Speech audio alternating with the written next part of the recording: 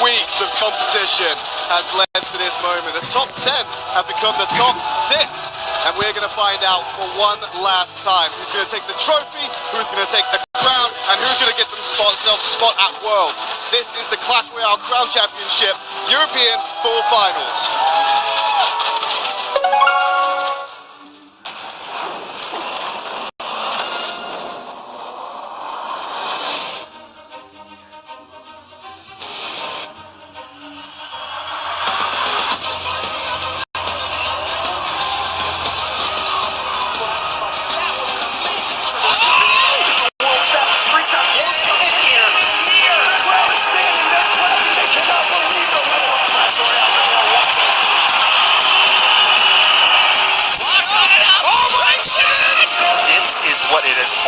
Come down to. Here we go.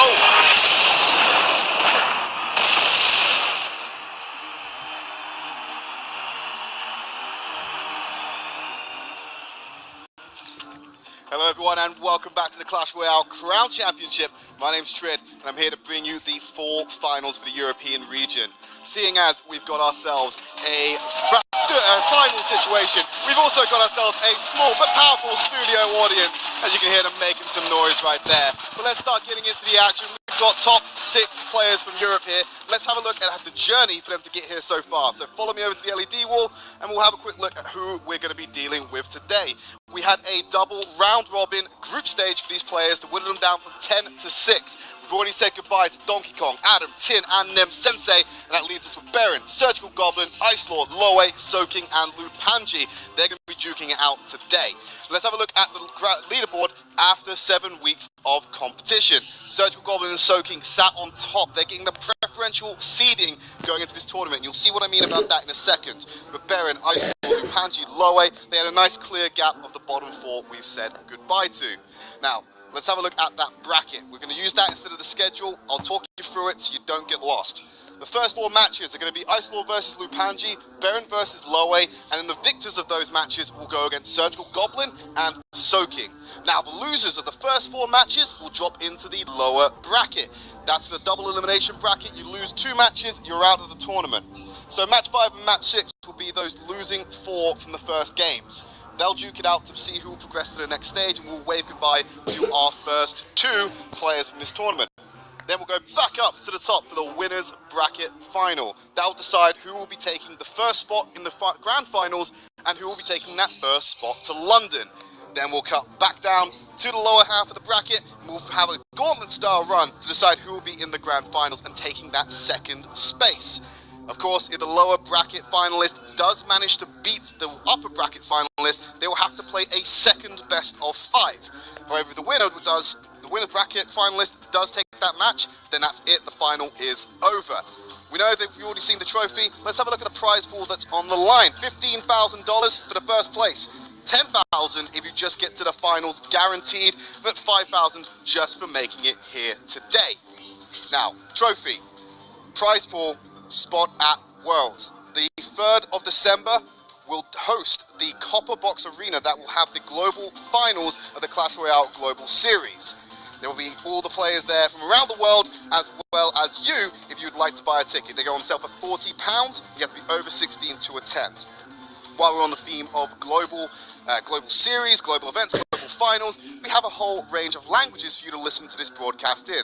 We have, of course, Spanish, French, German, and Italian.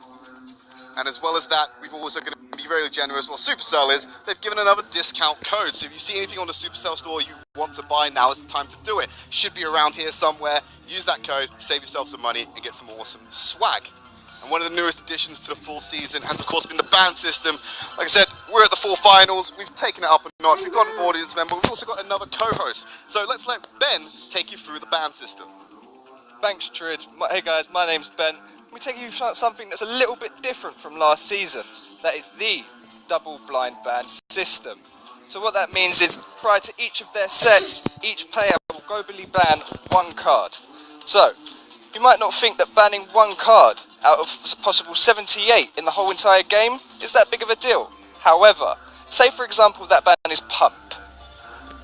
that pretty much rules out the whole entire Three Musketeer and Golem archetypes, and the impact it can have on someone that's been practicing those decks for a whole week, it's immense. They're truly going to have to show how versatile they are and how they can think on the fly. That being said, it's time for match 1, guys. I'm going to throw you over to our English broadcasters, Woody and Chartin. Take it away, guys. Beautifully explained, Ben. I am in chat from #gaming. And howdy guys, I'm Woody from Reddit Alpha, and we are just about ready to hop into the first match. There's going to be no downtime today. These guys have been going through an absolute marathon in chat. And do you remember when the 20-win challenge was in the game? It feels like months ago by now.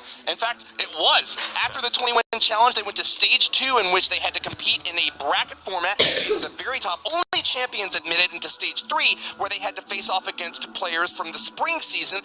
And a few of them got to move on. A few of the spring season guys came back. It was 5-5 and even split. But now that we're in the top 6, only 2 players from the spring remain.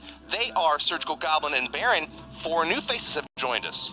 Yes, 4 new faces have joined us, and these new faces have put up a fight. Soaking finishing in 2nd, the preferential seating in this double elimination bracket, getting him a first round bye in essence, definitely outperformed.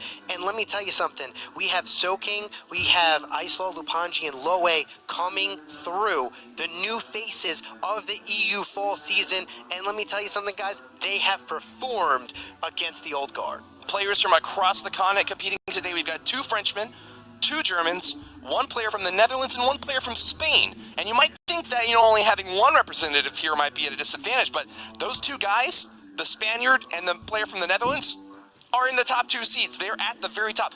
In addition to the countries represented today, we've also got 3 members of Team Queso, 2 members from Team Nova, and 1 man who is still independent, unaffiliated. That man would be Loe. Yes, indeed. Interesting. Who is going to take it all today? Then again, you don't have to win it all today.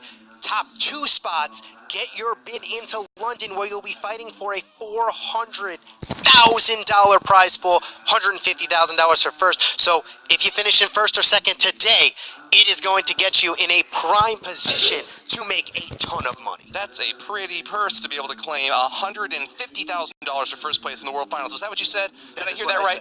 A life-changing sum. Now, if you are one of the players in the top 2, the preferential seeding, either Surgical Goblin or Soaking, you actually only need to win 2 more matches, and you get to punch your ticket to London. You'll be going there no matter what. The guys who have to climb through the losers bracket, though, are going to have a very difficult time making it to the top. But that being said, we're ready to introduce the very first match. We've got Lupanji, the Frenchman from Team Nova, and Islaw, the Frenchman from Team Queso. It's a French fraternal fracas in the very first matchup in chatting. Yes, it is, but they are ready to go now. I cannot wait for this matchup. It is going to be absolutely insane. But first up, we have the player from the blue side of the arena, the master of the stash, the king of the sword, Lupanji!